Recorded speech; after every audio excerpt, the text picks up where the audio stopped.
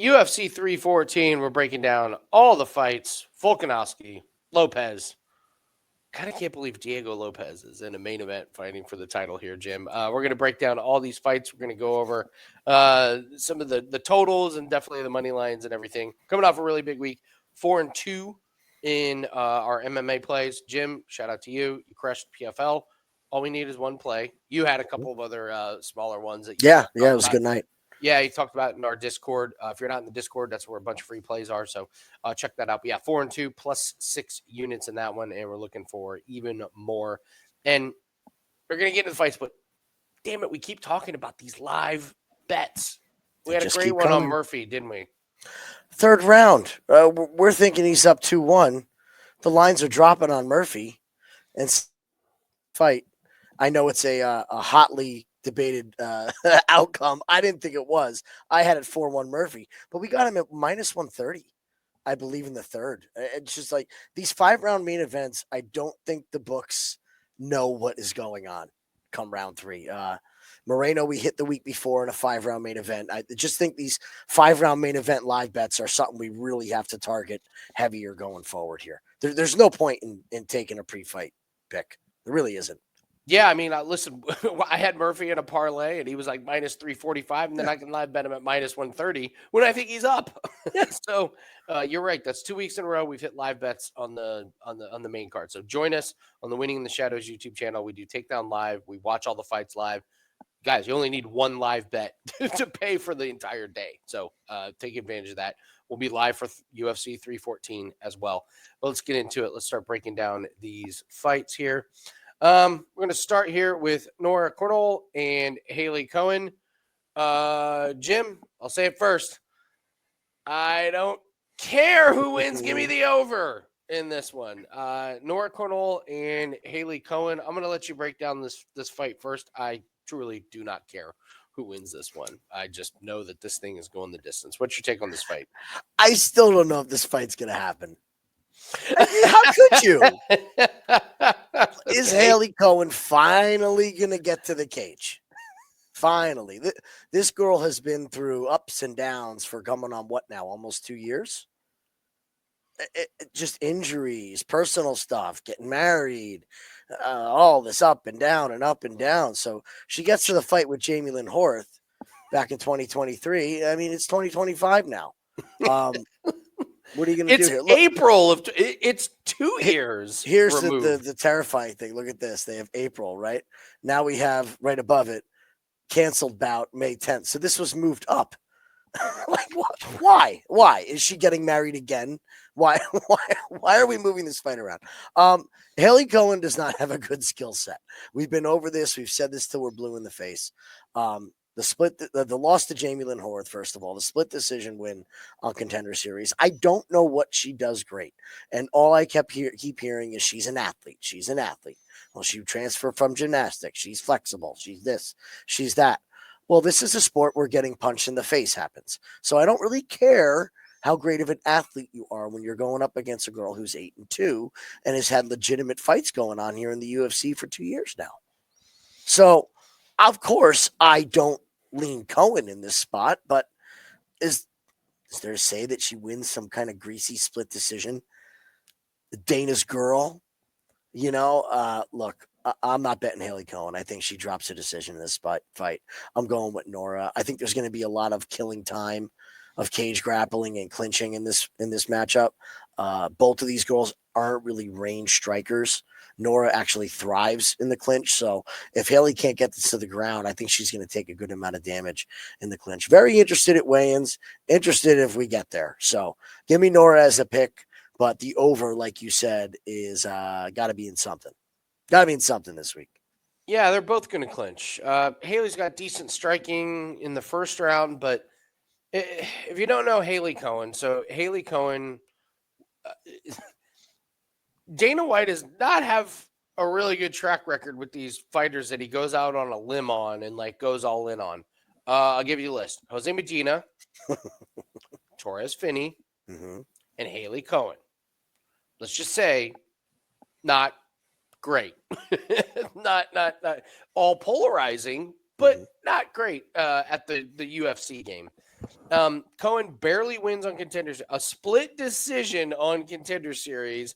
Dana's like, I got a feeling. And it's like, yeah, I know what your feeling is. She's an attractive blonde with a great smile. You're not fooling anybody, Dana. So then, yeah, a couple canceled fights. She fights Jamie Lynn Horth. She loses. A couple more canceled fights. And now here we are with Nora Cornolle. And I've been waiting to fade Hailey Cowan. But just going back and watching the film, yeah, it's overs. Listen, Cornolle lost a split to Cavalcanti. I kind of like Cavalcanti, man. I went back and watched that fight. Cavalcanti's good. I like her. Yeah, she's got good striking. She's a real fighter. And honestly, so is Nora Cornolle. Both of these women are clinching. They're going to be up against the fence. There's going to be some downtime. When they do strike, it's not going to be high volume. It's not going to be super powerful. Like, it's going to be okay.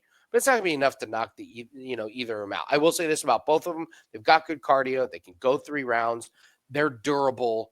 But I'm not even going to worry about the money line on this one. I lean Cornolle, but you're right. Over 2.5, fight goes the distance is going to be where the value is in this one. So, Tresean Gore and Marco Tulio, talk about 2 fighters kind of like opposite sides of the spectrum in terms of fight, like how often are they fighting? Tulio fought in January of 2025. He comes off of Contender Series in August of 2024. He fought in LFA in early 2024. And then meanwhile, you've got Tresean Gore, who fights just kind of whenever the hell he feels like it. So he has 1 fight since October of 2022. Jim, how do you see this fight going down? Boy, going from being matched up against Bo Nickel to Anton Tricoli. What a lucky break for Gore, right? This is pretty obvious who the UFC is pushing in this spot. This is not a, hey, Tresean, glad you're back to the cage. Let's get you an easy win. They are throwing him an absolute killer in Tulio. We've seen Tulio be able to carry his finishing power. I do believe this guy is the real deal. I do believe he's the real deal. The beating that he put on Pateria, and I know Pateria is not great. Tresean Gore is better than Pateria, but not by a whole lot. And the thing that I love about Tulio is he has the ability to keep the fight in his area. Great with the distance, great with the range. If I remember correctly on Contender for his last fight, we spoke about him being a little hittable and being aggressive and said that once he gets into the UFC, we're going to see better defensive movement, better defensive responsibility. And we did. We saw great defensive responsibility against Pateria. Not that it was a whole lot of fire coming the other way, but I mean, it was a clean performance in that fight. Never in doubt. So I think this guy really has something in this division. I think Tresean Gore is just going to be a busted prospect at this point. The inexperience, only the 6 fights, not against the best level of competition. He gets the miracle bulldog choke against Josh Fremd. When he was getting his ass kicked. He was getting his ass kicked, and he managed to lock up a Hail Mary submission out of nowhere. Then he fights Tricoli, who is horrible, and I believe is not with the promotion anymore. Do they keep him? No, Tricoli. No, he's gone, right? No, Tricoli. So he's on Contender Series in 2019. Yeah. And then he just doesn't fight. He goes and fights somebody in Brazilian Fighting Series. And then UFC's like, listen, dude, we got you under contract. You're going to fight Bullet, and you're going to fight Tresean Gore. And Tricoli looked like he would rather be anywhere else on the planet than in an octagon fighting. It was a joke. The performances were pretty bad. And we knew that quick in that fight. The first 30 seconds were like, oh, no. Yeah. Oh, no, Tricoli. So I think this is a Tulio spot. I would expect this fight not to go the distance. However, I do believe that Tulio can win a decision if he wants. I don't know if Tresean Gore is going to be able to put up with the damage that's coming his way. Just love the diverse striking of Tulio and his ability to keep it on the feet. Yeah, Gore's going to try and grapple and probably try and get this to the ground. I just don't think he's going to. I'm with you. So on the Contender Series, this is Jim and I take a lot of pride in watching Contender Series. We have notes on all of these fighters coming off a Contender Series who get contracts. Like, we have pages and pages of notes. You guys have seen them. Tulio was one of them that we believed in, and we've done very good. at finding these guys that are good, that are UFC ready, and fading these guys that are not ready. And there are a slew of guys that are not ready coming from Contender Series.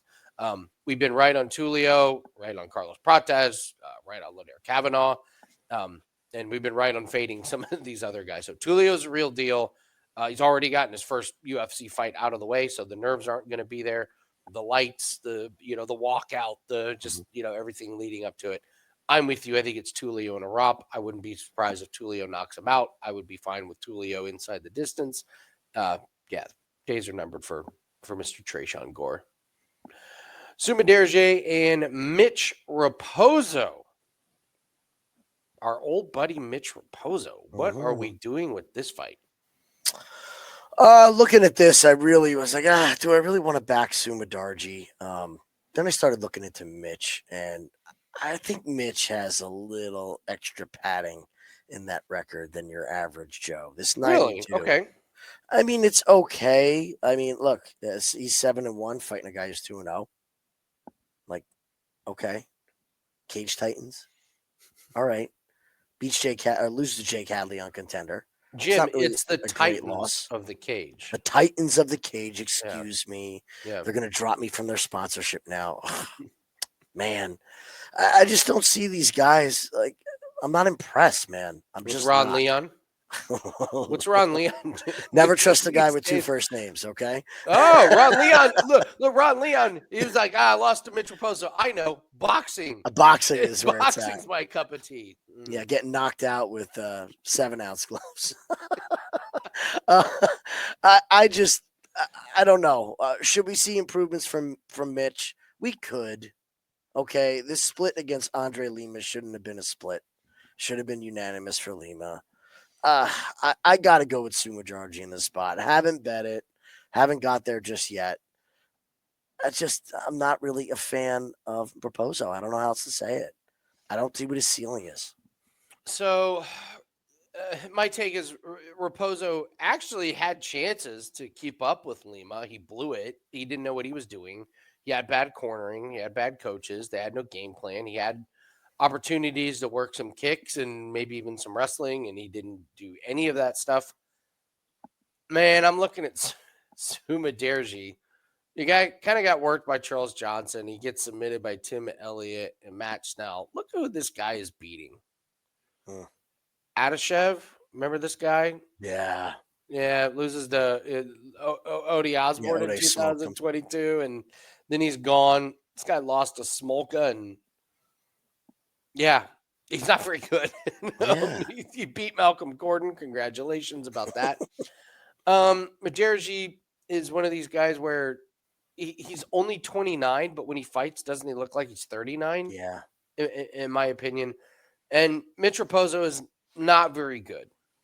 I'm going to take a stab here with the underdog, and I know there's a certain someone that's going to comment that he knows where Mitch Raposo works out and says this is the stupidest take I've ever had. I think Sumadaerji is awful, man. I went back and looked at what's his upside. He has no upside. Now, does Raposo have any upside? No, probably not. But I actually think Raposo can work a couple of things that Sumadaerji can't on the feet. When I looked at Sumadaerji's striking and lack of defense against Charles Johnson, I was like, man, you are so open to get beat. I mean, this guy's 16-7. He's creeping up on 50% of his fights are losses.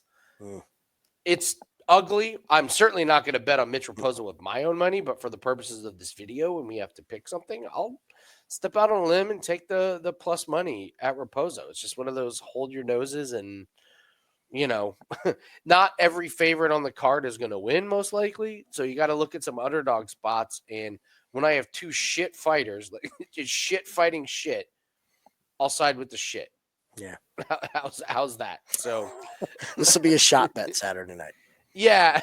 Yes. Yeah. I got Sumadaerji. You got Raposo. There you go. All right. Let's go head to head on that one. Absolutely. Sumadaerji and Mitch Raposo. The bet, the head to head, nobody wanted. It's the head to head everyone needed. So, but yeah, I don't know how he's going to win. It's not going to be because of amazing wrestling, takedown, and submissions. It's not going to be because of amazing striking. It's just going to be two guys kind of firing lame strikes at each other, and it's going to go the distance. It's going to go to the judges, and now you're just depending on the judges to give you what, a favorite in this one. Nah, not for me. I'll pass. I'll take the dog. Sedriques, Dumas, and Michael Oleksiejcuk. Jim, you've had interesting takes on this fight all week and last week, because you're just not sure what we're getting from Oleksiejcuk, right? Yeah, I've had a good record with Oleksiejcuk. Managed to pick his fights pretty correctly. It's always been very binary. Spot on. Yeah, he's been pretty binary.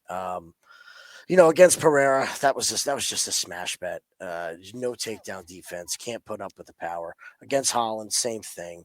The Chitty fight, that was a live bet situation. Kyle Barallo, we were all over that one. Oh my God. It was beautiful. If only they could all be that easy. Did not bet enough on it. He knocks out Cody Brundage. Now we're going back to Sam Alvey.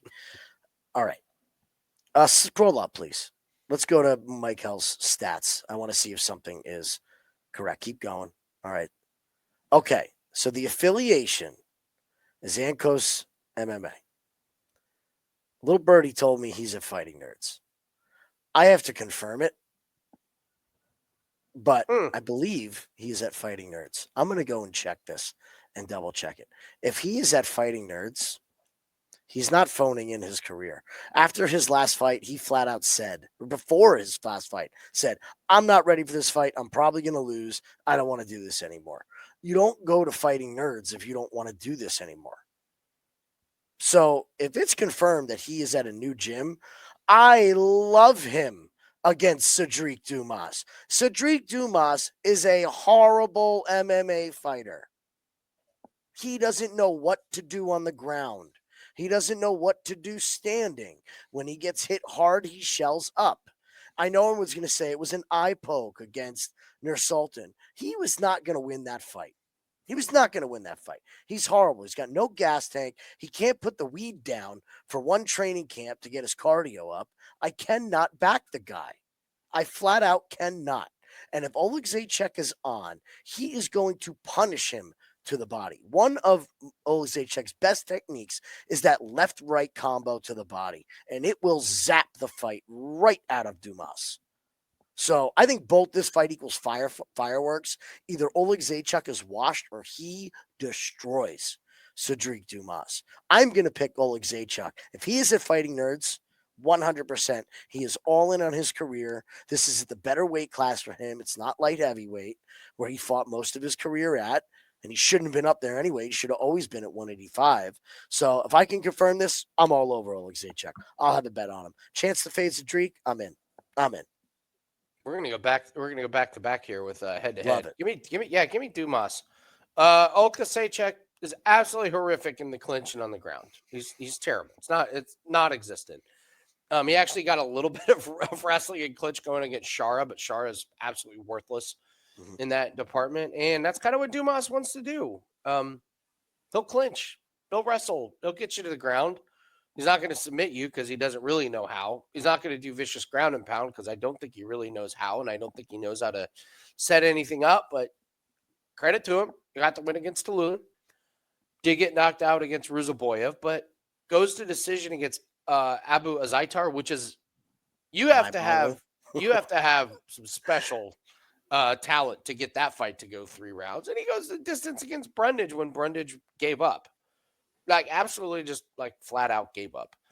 I think Dumas gets the wrestling. I think he gets the clinch going. I think this fight's really boring. I will say that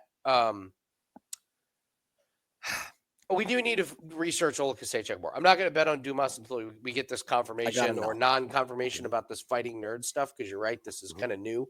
But Oleksiejczuk's not a Fighting Nerd. He's kind of doing his thing. I like Dumas. Because here's one thing. Yeah, Dumas makes terrible decisions in and out of the octagon. Guy is athletic, and he can go 3 rounds. He wins by decision. His cardio is not amazing, but just the nature of how he fights with clinch and there's a lot of dead downtime. Yeah, he can go 3 rounds. So wouldn't surprise me if he wins 2 really, really boring rounds if he can get this to the ground. Striking, it should be Oleksiejcuk all day. Just not sure Michael keeps it there. So we'll see if Dumas. Now the thing is, you're playing with fire because you're trying to predict that Dumas is going to do the right thing and the right strategy, which is always a dangerous place to be. So, yeah, I'll take Dumas at the plus money here on this one. Confirmed at Fighting Nerds. I like Oleksiejcuk to get this fight done, Jim. I think his striking is going to be improved. Yeah, if he's confirmed at Fighting Nerds, then I'm out. No. See a picture of him training alongside Pradas. And Kyle Barallo and all of those guys that they have in there. Like if they get the strategy right, then yeah, it's going to be Oleksiejcuk. All he's got to do is fight the clinch and stuff. So I'm glad he got confirmation that literally happened live as we were doing the show. So yeah, I'm changing my pick to Dumas. We're not going. I will not fade the Fighting Nerds. I will not I will not fade guys that are fighting are coming out of Fighting Nerds. So yes. Because you're right, that screams that he is ready to keep going with it's MMA. It's either one last hurrah or he's all in. But yeah, either way, I mean, it's a good move either way. Yeah, good move either way. All right, so I've gone from Dumas at plus money to I'll just stay away from it. So one fight I'm not going to stay away from is Darren Elkins and Julian Erosa. I think we both like Erosa in this one, correct? Love Erosa in this one. How quickly people forget. How quickly people forget what their eyes saw in the moment, and they go purely off of the results of bets placed. Now, I know it's a results-based business, okay? We can sit here and say, it was a good bet. It doesn't matter, it lost, okay? Darren Elkins is 2-0. Why are we looking at 2-0? Yeah, he's 2-0. That's great. Go back and watch those fights. TJ Brown is a mental midget, and we have bet against TJ Brown for years, okay, because of that. Daniel Pineda retired after that fight, went to coaching, was in PFL coaching the week before his fight. He was in Denver coaching a completely different fighter. He even said, he's like, and wasn't there a hurricane where he's like, my gym's flooded? Yes, his gym got flooded. Right? He couldn't train in his gym. It was an absolute mess. And as usual, in any Darren Elkins fight, he has to walk through fire, right? He's bleeding, just like every Darren Elkins fight, the damage. Julian Erosa is a finisher, and I know the worry about Julian Erosa's chin. Darren Elkins doesn't knock people out. He just doesn't. When is Darren's last knockout standing, out of curiosity? Well, if there ever was one. Yeah, so that's the thing. Like, okay, he gets a rear naked choke, ground and pound against Derek Minner. Okay, rear naked choke against Eduardo, but then rear naked choke, and then you got to go. You're all the way back to head kick and punches in 2017. And you're right. Like, he doesn't have that big stinging, just bang, like Carlos Prates, boom, one shot hitter quitter. It's this brawling. I'm moving forward. It's constant pressure. It's just unorthodox, it's sloppy, and it's overwhelming, and it's really weird for really bad fighters. I just don't think Erosa's that bad of a fighter. Well, at this age with Elkins what are the odds that he goes to 3 wins in a row? I mean, you have to play the numbers here, folks. He's 40. Okay? We don't see 40-year-olds rattle off 3 wins in a row. We just don't. They can look great for 2. You just don't see it, all right? It's going to take a tall task for him to do this. Erosa is a finisher. He's got great submissions. And I know Elkins is tough and it's hard to get knocked out. But boy, does he get stung and flop to the canvas a lot. And I think that's just going to open up the choke opportunity for Erosa in this spot. I think Erosa hurts him on the feet. Darren's hurt. And it ends up being a sub for Erosa. I am not worried about the chin for Erosa. To me, this is a tailor-made matchup. Julian can go 3 rounds. He can stick and move. Would you put it too past him to win a decision? No. He could even win a decision in this spot. So I think all the win equity is on the Julian Erosa side. I'll continue to fade these old fighters every chance I get. Agreed. And I'm going to contradict that in the next fight. Moving on to Chase Super and Jim Miller. If you guys could, hit the like button for us, please. Take 1 second. Hit the like button. Leave us a comment. Comment section has been great. Tell us who you like. I got to ask you. So one guy left us a comment. And I never know how to respond to this. One guy was like, appreciate the video. I was like, oh, that's nice. And he's like, Torres Finney's a gym rat. Do some research. I never know how to respond to comments where it's like, here's a thank you, and then I'm going to insult you. Mhm. I never know how to respond to that. So if you guys want to leave comments like that, just don't expect a response because I don't know. This is why I use phone calls, not text messages, because your words can get. You never Yeah, know the tone in which somebody's saying something. So agreed. if you want to tell us our shit, make it really known. So tell me I suck, but make me know you think I suck. Yes, or just Really say like good. joking, blah blah blah blah blah, or I'm serious, blah blah blah. Appreciative Yeah. font. So yes, that person's take was that Torres Finney has cardio for days. And if your takeaway from the Torres Finney fight was, wow, that guy's got good cardio. Yikes. Just saying. Yeah. So anyways, leave us a comment. We love reading your comments and appreciate everybody. All right, let's get back to this fight. Chase Hooper and your boy Jim Miller. Chase Hooper is minus 800. What are we doing with this fight? Full disclosure, I am partial in this fight, so you could take everything that I say and throw it out the window if you want. But I'm going to give you my opinion anyway. Look, everybody knows the deal. Okay, Jim's old. He's going for 50 fights. Same age as me. They graduated the same class. Okay. And he's not the same fighter that he used to be. And Chase seems to be really rounding out his game and becoming a complete fighter, which we hoped he always would be. Okay. Could you go to Chase Hooper, please? Sure. Let's start with him. Sure. All right. Chase Hooper. So, Chase's last couple fights. He fights Clay Guida, who poses negative danger. Clay's not going to hurt you on the feet. He doesn't have a ridiculous submission game. It's always been based off cardio and pressure. Okay? Chase, but he is going to do this. He's going to be Clay. He submits Clay in the first round, which we all thought, right? Predictable. He's going to lick his thumbs the whole time. The win against Jordan Levitt.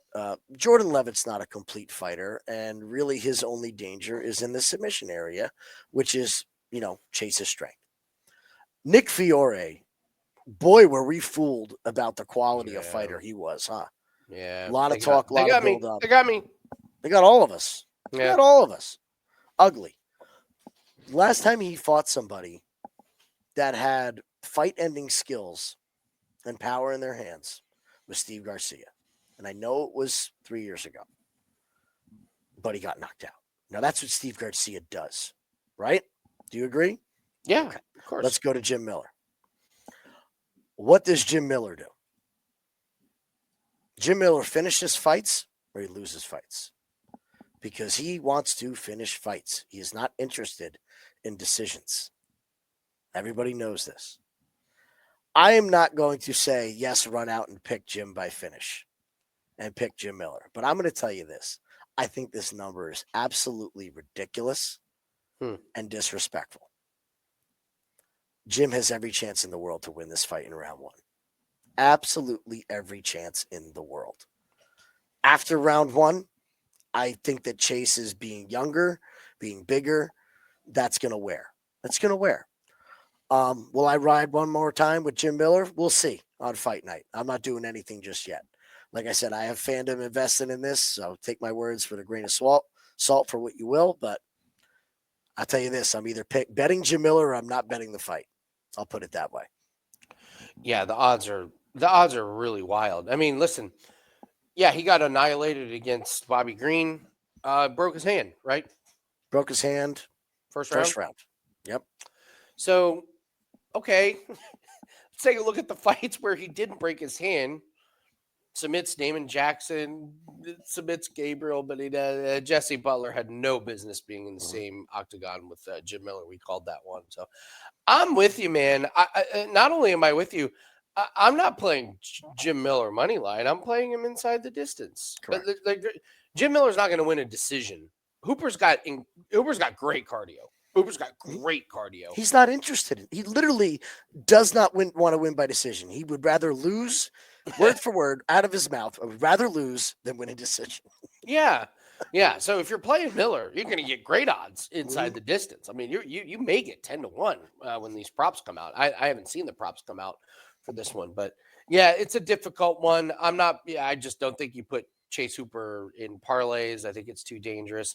And I know, it's been like, well, the move up a weight division has really helped. Listen, Clay Guida was super old, and he fought Borshev, who has like pretty bad ground game. No threat on the ground. No threat. Jim Miller's Chase Hooper ain't submitting Jim Miller in round 1 and round 2. Like, he's just not. So, well, we speak always about the Four Loco, which, if you guys don't know, is the jump guillotine. When you jump guillotine, we call it the Four Loco because it's a great decision at the time, but you regret it the next day. There's maybe 2 guys that were like, yes, jump the guillotine. I have one. It's Jim. Yes, that's it. I don't know who the other one is. I forget who the other guy I'll have to think about who the other one was by Saturday, but he's the one where if he jumps the guillotine, you're like, yes, it's go, in. Do it. When Jim Miller jumps a guillotine, it is in. You don't even have to know, you don't have to ask if it's in. No, he's got it. So, yeah, if you see him jump and pull guard and guillotine, he's in. And Hooper's neck is probably in trouble. So, I think I'm with you. It's Jim Miller by finish or nothing in this one. Virna Jandiroba and Xiaonan. Winner probably fights for the title, you think? I would think so, yeah. Okay. Let's see who else is left. All right. Well, who do you think fights for the title after this one? Jandiroba and Jan. I can't get the image of Jan being choked unconscious in round 1 against Hailey out of my head. I can't get that out of my head either. Yeah. Like, everything in my soul says that this is a trap to bet Virna, and I just can't get the image that Hailey walked through her in round 1, had her unconscious, thought the fight was over, and then had to restart that fight and get back into it. And that was part of our handicap at Hailey against Talia Santos last fight, where everybody was on Talia. Tatiana Suarez. Oh, I'm sorry. Yes, Tatiana Suarez. By the way, our PFL breakdown video will be out later. Right after this, we're hitting PFL. Sorry. Everyone would just bypass that. It's so hard to restart a fight and get yourself back into that mode of thought. And once she did, she put it on Yan later on in that fight.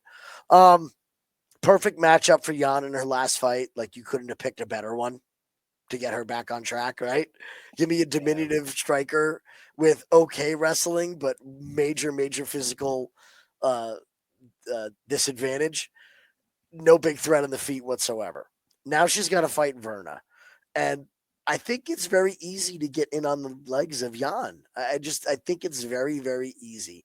And if this hits the ground, Yan is in so much trouble. Like, Virna's to the point where the floor is lava. She's to that hot point. lava. A lot of submissions on this card are live, by the way. It just seems like it's one of those nights where we could have a lot of submissions. I haven't bet Virna yet, just because there's something keeping me off of it, but I cannot get the image of her being choked unconscious by Hailey in round 1 out of my head. Lean Virna, haven't bet it yet. This is a play for me. It's Jandiroba, man. Jan's got the reach. I just don't think it's going to be there for her.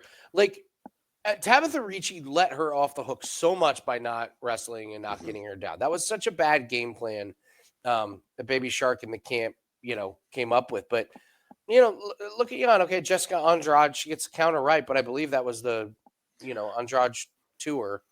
And then, Mackenzie Dern, majority, but she got dog walked in the wrestling by Hailey. And then Ricci just tried to stand and bang and stand and bang and stand and strike, and it just didn't work. Jandiroba's not going to mess around with that. So she doesn't have time to stand and throw punches. What's she going to do? She's going to take people down like she did against Amanda Lemos and Lupi and Marina and Angela Hill. Like, the path is there. And you're right. Sometimes the length and the height of some of these fighters goes against them. Yeah. And I think that's what's going to happen here with Jan. This is around minus 150. I love this one. Jandiroba's not fighting for a title, like, not really because she lost, but because the Tatiana Suarez fight got canceled and Tatiana fought Hailey. So now they want to do another fight to get Hailey a little bit of time off. But it's going to be Jandiroba versus Hailey in the next title fight, I think. I just think it's Jandiroba probably by decision. I don't think she submits Jan. But she just gets him down and holds him there. And I'm with you. I can't get that picture out of my head either of Jan just being absolutely dominated by Wiley. So I'm with you. I think it's Jandiroba, and be honest, I think this is going to look more like a minus 300, minus 400 fight at the end. So Dan Ige, Sean Woodson, the alien, Sean Woodson. I actually looked up the stats. Fun fact, Jim, Sean Woodson is going to have a 3-foot height advantage on Dan Ige. No, interesting fight. How do you see this one going down? Sean, I have no torso, Woodson. It's all legs. It's legs to armpits. He's just alien. arms and legs. He's an alien. Sean the alien. What's his real, the sniper? No, it needs to be the alien. Yeah, that would be better. Yeah. That would definitely be better. That would fit. He'd come out with the green man suit on. Be ready to go. Who do I have in this one? Boy, I just can't fade Sean Woodson anymore. I want to, and I think this is a spot to do it. I just can't do it with Dan Ige. It's like, Dan's got this big following now ever since he took the fight on an hour's notice and had the showing and all this stuff. But, in Woodson's last fight against Padilla, first of all, Padilla gassed out quicker than I've ever seen anybody gas out. He was exhausted a minute into that fight. Yeah, absolutely exhausted. Dump. I don't know what it was. Yeah. But he was just shot and Woodson put it on him. Other than that, Woodson's not really a finisher. It's decisions. Now, with Ige, I don't know if the volume is going to be there to keep up and win a decision. So if you're Dan, what's your plan? Like what the hell is your plan for Dan Ige to get inside this reach? You're not going to mix in the wrestling because he doesn't mix in the wrestling. And Woodson's really good at stuffing takedowns. So I just have a feeling that Dana's going to get stuck on the feet and stuck at range. Big cage, it's a pay-per-view. That helps Woodson a ton, an absolute ton. Now, Dan's got to hit the knockout shot. So it's really a question of punching up to Dan, he's going to have to Sean, he's going to have the power to really put him out. And I don't think he's going to. I really don't. So I lean Sean Woodson by decision here. I think Ige proves how tough he is, and Woodson manages to avoid getting clipped again. But at some point soon, Sean Woodson is going to be a fade against somebody who can match his measurables because he leaves a lot to be desired. This is my sneaky fight goes the distance. I love this fight to go the distance. Yeah, Woodson's coming off of the fight against Padilla. I went back and watched that. That was one of the more strange first rounds I watched. Padilla was just, I don't know if he was just lost. That was just a terrible fight. That's going to be one where you could throw away the film. Yeah, like that fight never happened. But yeah, before that, decision against Caceres, a split against Jourdain. He beat the shit out of Bazooka, but he couldn't finish him. Mm-hmm. And Ige's tough. We know about how tough, Danny Ige is. So I don't think Woodson's getting him out of there. Danny Ige just, with the distance gets Murphy. That Lopes fight was a glorified sparring session. Mm-hmm. Knocked out Feely, but everybody knocks out Feely. Yeah, and then goes to decision against Bryce Mitchell. Goes to decision against Nate Landwehr. I think this. I don't see this going to the ground unless Ige can somehow get Woodson down, because Woodson's not taking Ige down. That's not his game. Ige does have some takedowns in some wrestling, but Woodson's so much taller, bigger, and that rate, you got to get through those brutal front kicks. You got to get through that jab. There's a lot that Woodson throws out there, and it's not all of it is designed to do a bunch of damage. It's the range, that it's the point range game. Yeah, so well. So I don't think I'm going to bet anything on money lines on this one. I think this is just going to be a fight to go the distance. I hope we get a great number on it. That's kind of how I see this fight going down. So Ige Woodson, go the distance.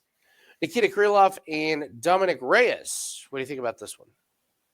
Two guys that leave a whole lot to be desired. So a lot of images I can't get out of my mind. Okay. One of them is Dominick Reyes doing whatever the hell those strikes were to Anthony Smith to try to end that fight for 3.5 minutes. Yeah. it felt like an eternity that he had Smith hurt. It was sad. It sucked. But what was he doing, man? What was he doing? What day, like you like to say, what day did we work on that in training camp? He looked like a kid who's never swung a hammer before trying to do carpentry. It was just hideous.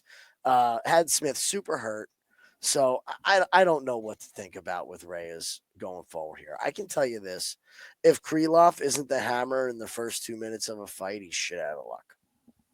Shit out of luck. Mhm. So I think you're going to know early in this fight.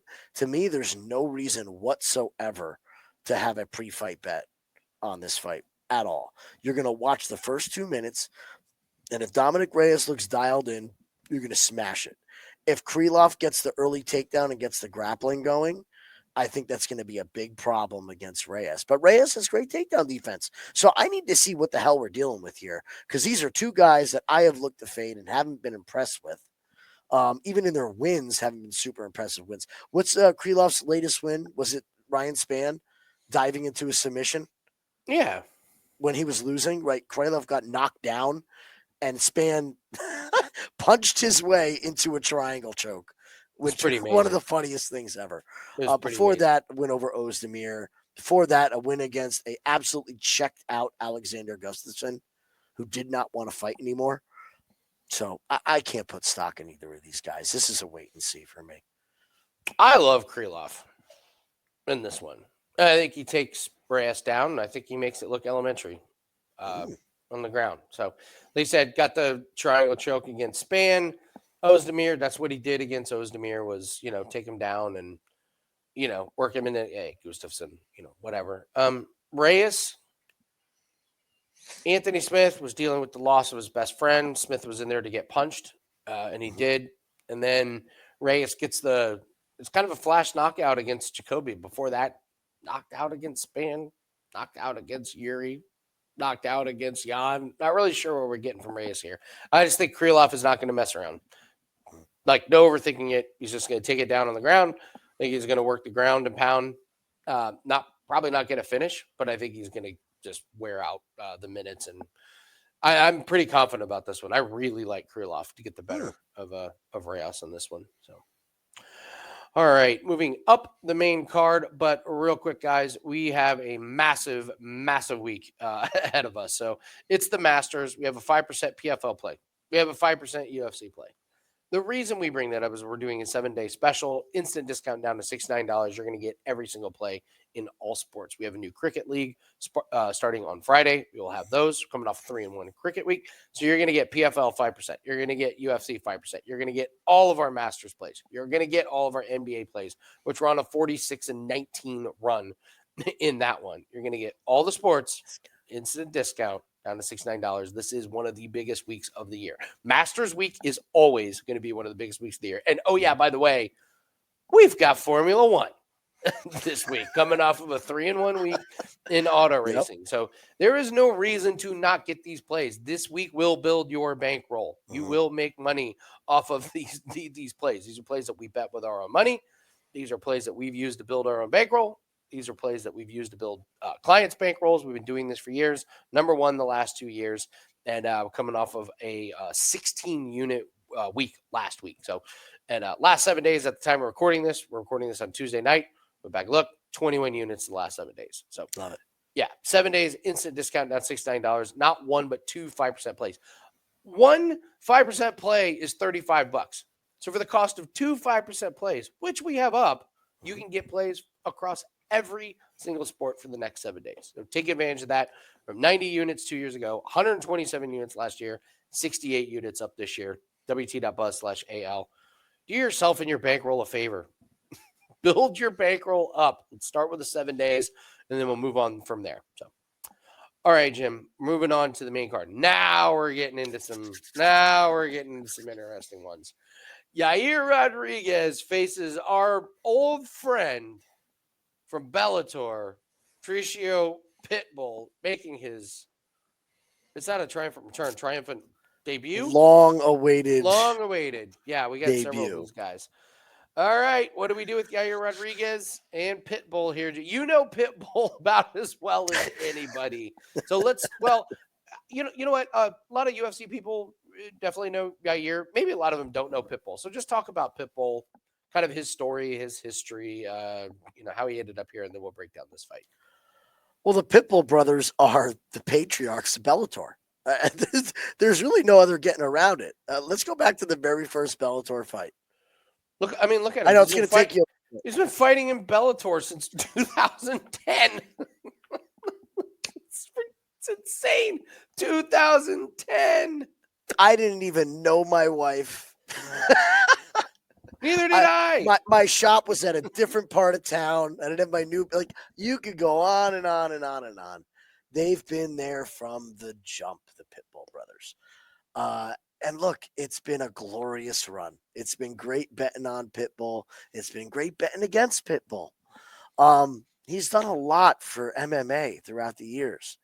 This falls directly in my category of forget everything that is more than 6 years old. Like, none of it matters. Absolutely none of it matters. Of that record of 36 and whatever he was, 7. You need to know about the last 4 years of fights, okay? That's it. Put the rest of it out of your mind. Take your fandom, throw it away. The bottom line is he got smoked against Sergio Pettis, okay? Took a gimmicky fight in Risen, got smoked in Risen, then fought Jeremy Kennedy, was getting his ass kicked the first round. And Jeremy Kennedy did what Jeremy Kennedy does, which is just blow a fight. Absolutely blow a win after the first round. Before that, let's look at the wins. Yeah. Kleber Coffley? Who? Yeah. Who? Was fighting in Risen these days. Okay. Still don't know who he is. Adam Boric. Adam, we just saw get smoked by Pinedo. All right, yes, last he week. did in the first round. Right? The first round, he got smoked. Now, look, I'm not trying to take away. This is his best win. Yeah, it was a rematch after McKee beat him. He came back and got the title back. He's done a lot. But the guy is old. He's at a massive height and reach disadvantage. Okay? We've seen him get wobbled by shots recently that used to not wobble him. And he's going to be in a big, big trouble against Yair if this thing stays on the feet. Pitbulls are great. But, I mean, hey, look, you could take him and Michael Chandler's in the same boat. These guys are from a bygone era of MMA. They just are. Okay? It's not going to work out well for these guys going forward. The other thing that nobody's talking about is we are going from a Bellator cage to a UFC cage. Okay? Bellator cage, for you guys that don't know, is round. All right? UFC cage, it's an octagon. We've seen fighters have big problems with that when it comes to the clinch work, when it comes to skating along the outside of the fence if somebody's pressing you. I expect Yair to take the center of the cage and Pitbull be skirting around. I know Pitbull's going to march forward, but I think he's going to walk into an absolute blitzkrieg of long-range weapons from Yair. The only worry that I have is that Yair has a tendency to be hurt in fights. I still want to know what happened to him in the Brian Ortega fight. It was his core, right? They're hiding it, but there's no doubt in my mind there was an injury in that fight. I'll jump in here. He was whooping the shit out of Ortega in the first round. And there was a moment where he grabs his side, an oblique, a core, an ab or something. Ortega's face was all mashed up. And then all of a sudden, bang, Yair was worthless. And he was hurt. You can see it. I went back and watched the fight. And it's so quick. It literally is a second where he's like, oh, and then the fight completely changed. So he lost to Ortega when he was winning because he got hurt. Lost to Volk. Submitted Emmett. That was good Volk too. That wasn't. Yeah, that was a good one. He beat Ortega when Ortega got hurt in a weird one. Lost to Holloway. I would like to go back to Pitbull in this last fight against Jeremy Kennedy because I went back and watched it. I remember watching it live. Here's what I forgot. He milked not one, but 2 low blows. And the second one was an absolute BS low blow. He was shiny. He was sweaty. Jeremy Kennedy was pouring it on him in the second round. And there was a knee, and it was right on the belt line. And the announcers who didn't want to throw Pitbull under the bus were like, well, maybe it shifted the cup. Yes. They actually said that. Maybe it pulled the cup up into the groin. No. He was losing. He milked something. The ref fell for it. You announcers lied about it. But make no mistake, he was losing. So I am completely out on Pitbull here. Yair is going to be so much taller. The range is going to be ridiculous. He's going to be piecing him up. And Pitbull is not going to get these BS low blows that gives him 5 minutes to recover. He's going to get tired. We know that. And Yair's striking and length is just going to be an absolute nightmare. I have Yair in a wash. I think he washes him. I don't think this fight goes the distance. Like if Yair does, step in a pothole here, I think Pitbull finish. Like somebody's getting majorly damaged in this fight. Majorly damaged in this fight. Absolutely. All right, move on to Bryce Mitchell and Gene Silva. Gene Silva, we don't need confirmation. He is from Fighting Nerds. Striker versus wrestler. Who you got? So worried to start. You're like, I don't know. Bryce Mitchell's, hey, I keep hearing Bryce Mitchell's wrestling. Go back and watch Bryce's fights. Against Kron Gracie. It's good. Like his grappling is good. His entries aren't great. And I feel like guys have bit on the bait, which is Bryce's striking. He uses striking to set up his takedowns. I think that's been figured out. Like, I think everyone knows how Bryce is going to enter. Gene Silva's not going to fall for his striking. Do you think Gene Silva gives one iota about getting punched in the face by Bryce Mitchell? I don't think he cares at all. Do your worst. Hit me as hard as you want. It's not going to faze him. It is just not. I am a full-time believer in Gene Silva. I am on the hype train. I was off for a little while there. It hurt my bankroll. I'm not doubting the guy going forward. I'm just not. The athleticism that this man has is just unbelievable. His just dynamic movement. He stays in your face, but does it very controlled. I mean, you don't really see him like sit down and swing, like point and just swing wild. It's very calculated chaos is the way I would describe it. I think Bryce is in deep, deep trouble here. Don't believe that he's going to be able to just manhandle him to the ground.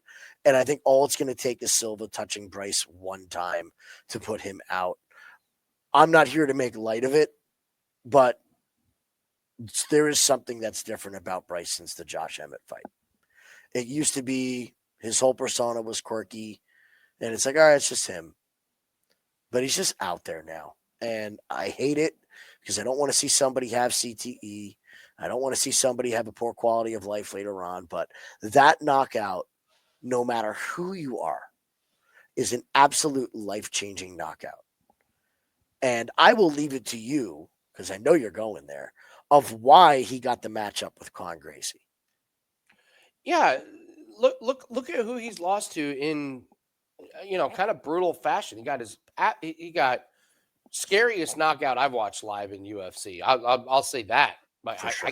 I can't think of a scarier knockout where I was more worried for someone's well-being than Josh Emmett. He was twitching, and then he got worked by Topuria. Two dynamic strikers, which Gene Silva is. And Topuria stuffed a couple takedowns, beat the shit out of him on the ground or on the feet. And Mitchell was worthless. He was like, oh, shit, I can't get the takedowns. Fight's over. He gets Dan Ige down, holds him there. Emmett did not get him down. Emmett gets an early knockout.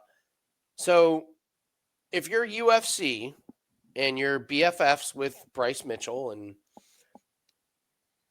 you believe in a lot of the same things that Bryce Mitchell does, and you watched him get pulverized against Josh Emmett, you want to give him somebody that can't punch. You want to give him somebody that is not going to test his chin. Mm-hmm. Where's Kron Gracie when you need him? So they give him Kron Gracie, and it takes him to round 3 to get the finish. Kron Gracie's a joke. It's terrible. It shouldn't be a fight in the UFC. So I just see two massive losses where he got finished against strikers, and now you have Gene Silva, and you're like, well, Gene Silva is a striker. Can he stop the takedown? He's getting a month of practicing takedowns against Caio Borralho and all those guys over at Fighting Nerds. Fighting Nerds is the most impressive, smart gym when it comes to game plans. Mm-hmm. They need to work on one thing against Bryce Mitchell, and that's stopping the takedown. And not for nothing, against Charles Jourdain, you go back and watch this knockout. Jourdain gets the takedown on Silva. Silva uses perfect technique, pushes down, gets to the fence, scoots up, gets up, and bang, lands the uppercut that knocks out Jourdain. So he literally knocked out Jourdain because he knew how to get back up from a takedown. And that was like a couple fights ago. On the feet, it's not even close. You watch Mitchell against Kron Gracie, Jim, his hands are like down here. It's bad. It's really bad. So if Mitchell gets him down, yeah, can he hold him down there? Yeah, but Silva's coming from the best gym these days in terms of getting fighters ready for this. There's a reason why Gene Silva took this fight on a couple months' notice? February. Well, that's the interesting point that you bring up as well. So like you had said, we're going down a real rabbit hole here, okay, as far as theories. This fight was announced after Bryce pulled his stunt. So like you said, UFC was like, buddy with Bryce Mitchell. Okay? He pulls his crap and pisses Dana off. Miraculously, he's fighting Gene Silva. Like, we don't need to read the tea leaves. They're not that hard to figure out here what they're doing with this matchmaking. It's not rocket science. Not rocket science. It is kind of interesting about everybody wants to tune in and watch Bryce get his head knocked off. Well, this is a weird light. You go from Barbosa to Taporia to Ige to Emmett to Kron Gracie. What this is a really interesting row of fighters. But yeah, you're right. I think Dana had a soft spot for Bryce, gives him Kron Gracie, then Bryce does this thing on the podcast and is like, oh, so that's what you believe. Where's Gene Silva when you need him? Didn't he just fight the weekend? He fought in February, too, right? He fought in February. So hey, we need you again. They threw up the fighting nerd signal. Yeah, the bat signal. Yeah, the fighting nerd signal. It's, instead of the Batman, it's the glasses in the sky. So it's Gene Silva by KO. My opinion. All right, Michael Chandler, Paddy Pimblett, co-main event. We like. So Paddy Pimblett just had twins. Oh my. Okay. Here's the thing, though. My God, does he look good? Like, there's two guys. I forgot to mention this about Yair. I was watching Embedded, and my God, is Yair in shape. He looks phenomenal. The other one that I came away with was Paddy. Paddy has been in shape for a long time. Paddy has grown up. He's a family man. He's got work to do. He realizes that if he gets this win, he's probably going to be somewhere around 7. That's what he's thinking, and he's in the title mix. I think he understands what's on the line. He's not a new dad either. He already had one child. Now he just happens to have twins, and I know that's a whole different animal, but he didn't blow up after his last fight. He didn't get fat. He wasn't doing his Paddy tour where they show him eating all this stuff and, being the clown. He's just been training and training and training. He beat the hell out of Bobby Green. Made that look easy. I thought his striking looked better against Bobby Green as well. So if we're getting an improvement there, I just think it's Paddy's time. In the cage, Paddy is going to be huge compared to Chandler. He is going to blow back up and be massive. He looks like he's dedicated, taking his career much more serious, and realizes that now is the time. Chandler is on the total opposite path, right? He's that sun that's burning out now. He's only got a couple more fights left in him here. Look at the picture of his neck there compared to his neck now. And I understand he's saying, I'm 5% body fat. I'm this. I'm in the best shape of my life. No, you're not. You're not in the best shape of your life. That man in that picture was the best shape of your life when you could go 35 minutes strong, no problem. Now, can you go 25? Can you go 3? Can you go 2? We haven't seen Chandler go a strong 2 in a long time. Strong 2. I just think what Chandler's done. That's what I think.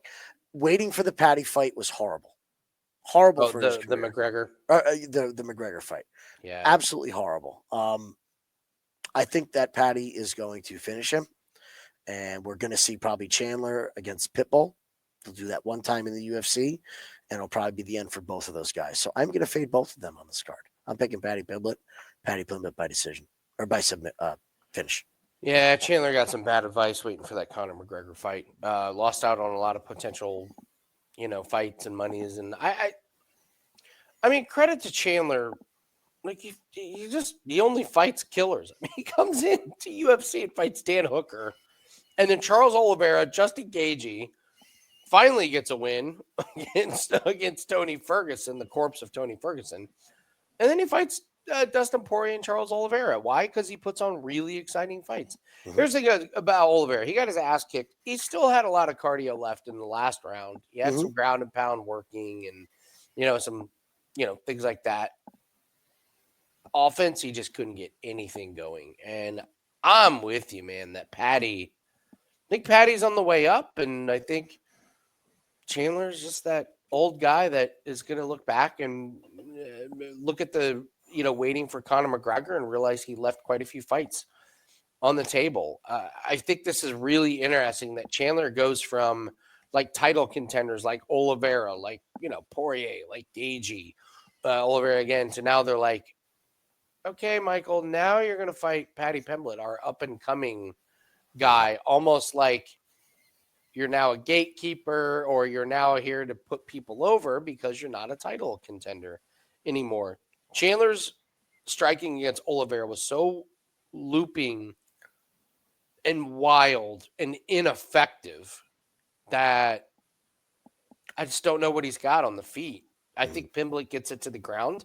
I think he kind of just holds Chandler there and grinds out rounds. Chandler's going to want to make this firefight. I'm not sure Paddy's going to oblige him. I think Paddy's going to be much more technical, much more reserved, and Chandler's going to end up doing something stupid because he's going to try and make it like really, really exciting. I think he's going to pay the price. So I don't know if Paddy finishes because I do think Chandler has the cardio, but I wouldn't be surprised if Paddy gets the submission on the ground. I wasn't sure Oliveira was really trying for the submission in his last one. I felt like there were times where Oliveira could have gone for the big one. Now, that being said, this is 5 rounds.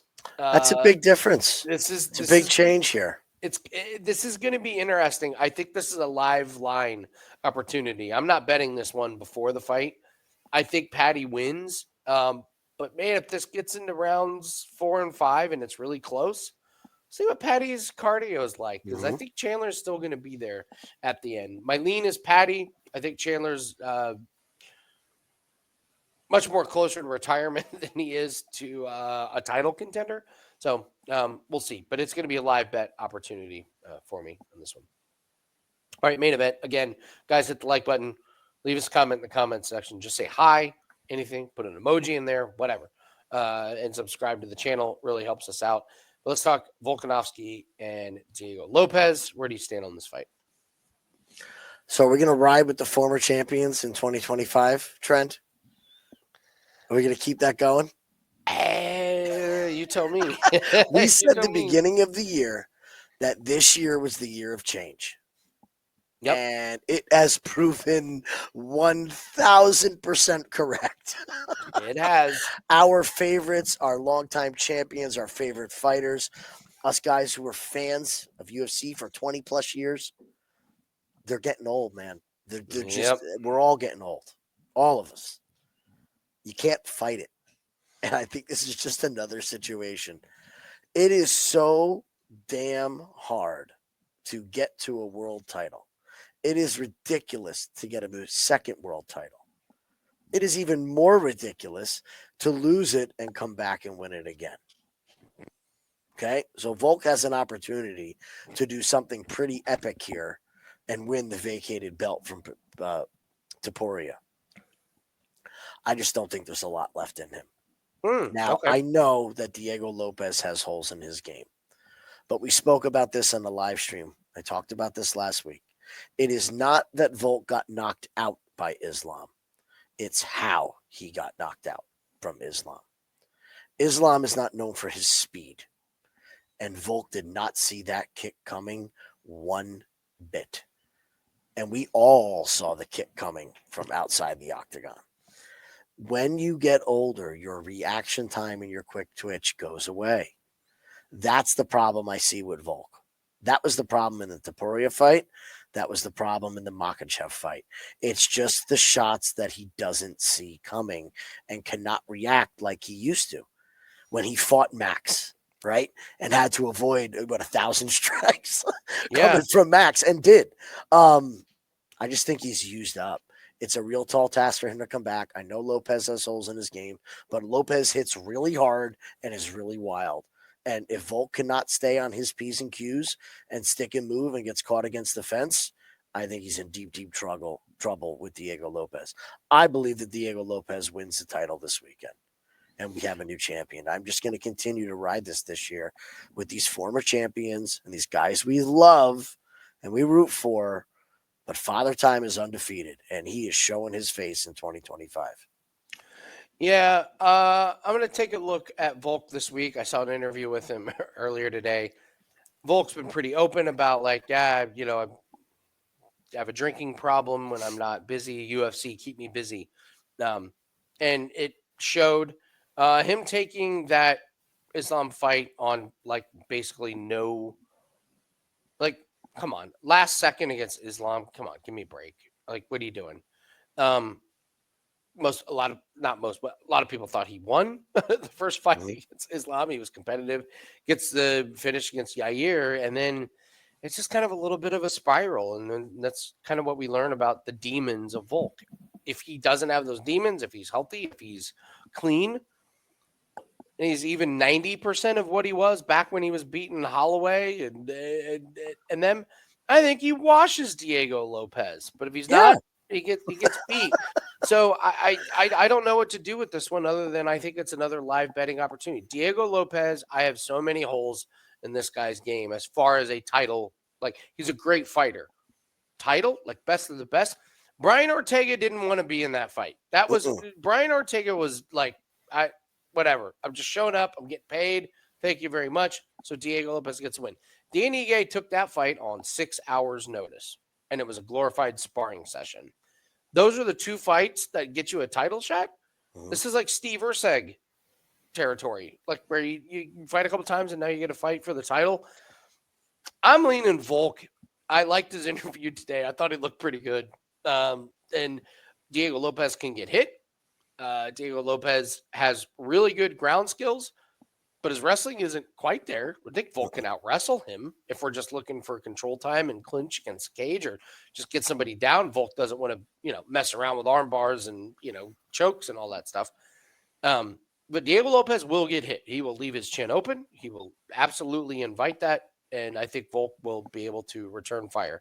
I'm not going to pre-bet it, but I want to live bet it because if Volk looks good early, and I think Volk is back to, maybe a little bit of his older self, or his younger self, then I think Volk wins, but I think we'll know really quick. If in the first round, if it's like, oh no, Lopes is way quicker, then yeah, Volk is probably gets melted. But to wait and see for me, it's a live bet. I know that's pretty lame when we're doing a video, but our job is to make money. And I just don't want to tell anybody I'm going to bet this thing pre-fight. I'm going to wait until I see what happens inside the octagon, and then it's a live bet opportunity for me. So lean Volk before, but I think I'll know within the first round who I want to bet on. All right, let's do the parlay buster in the woulda, coulda, shoulda. Do you have a parlay buster that you like? A parlay buster. So we're going to have to go with a favorite. I got to do it. I got to do it. It's the most obvious one for you. Yeah. Come on. What do you guys expect from me? You got to go with Chase Hooper. Not because it's Jim Miller. Because the number's stupid. Yeah. It's stupid. It gets you nowhere. Yeah. Do not. You're going to be sweating that first round so much. It is not worth the 7 cents it's going to get you. Truth. It's not worth it. Chase Hooper's my pick. All right. I think I'm going to agree with you because I cannot find another one that I really like. I'm just going to go lockstep with you that putting minus 800 on Chase Hooper is kind of crazy on this one. So let's just move to the woulda, coulda, shoulda because, man, there's a lot of them on this one. What's your big one? What's the one you're like, man, the one woulda, that coulda, shoulda? The one I'm really, really eyeballing. Oh, and I could look like such a fool. But God, I see Julian Erosa making quick work of Elkins by submission, like Erosa by finish when this comes out. That I just cannot. That's why it's important to look at film and not results. And I went back and watched the Elkins fights, and my God, he is a hair's throw away from being just decapitated in half of these fights. And with a finisher like Erosa, I know he can get finished as well, but I have to take Julian Erosa and fade Darren Elkins from this point. You're going to He's my give me favorite. okay. You're going to give me minus 150 on Jandiroba Go for it. over Jan, who got dog walked in the wrestling department against Wile, and then Ricci just didn't try and wrestle at all. Yeah, it's Jandiroba for me. I think this is one of those where Jandiroba's on top of Jan with 15 seconds left, and the announcers are sitting there going, "What a dominating performance from Jandiroba! This title fight is right up her alley. She's earned it. Just a complete domination tonight." Like, I feel like that's the end of the fight with Jandiroba, like walking off and Jan, like, I know. I'm going to take him down again. She held me there for 3 minutes in the third. So, yeah, I'll go Jandiroba as my woulda, coulda, shoulda. I think that's There's like the least sexy parlay on the board right there. Jandiroba and Erosa. Put those two together. Guess what wins? That is exactly. Guess what wins a lot of money in the betting world? Boring Not bets. sexy ones, boring bets. Betting against tanking teams in the NBA, betting against tanking teams in the NHL. Yeah, that's our job, is to make money. Our job is not to give you the most sexiest, like, oh my God, there's a 10-team parlay. Like, you can turn $10 into $1 million. No, we'll turn $100 into 120. And we'll do it again the next day. Yes, and then we'll do it again. And what do we say? It's wealth by a million paper cuts. So, all right, that is going to do it for us. We're going to record the PFL video as well. So invite everyone to check out the PFL breakdown video. And again, if you guys could hit the like button and subscribe, we really, really appreciate it. Winning in the Shadows YouTube channel is almost to 1,000 subscribers. That's a big mark. We only need like 40, 50 more. So, yeah, go ahead and do that. Leave us a comment in the comment section. And don't forget to take advantage of that 7-day pass. This is the week. Take advantage of that. So, yeah. Don't forget to join the Discord. Free Discord. A lot of free plays. A lot of great information in there. I'll leave a note in the comment section pinned with a link to the Discord. If you're not in there, shame on you. So good luck on your place, and we'll see everyone later. Okay. 112. 112.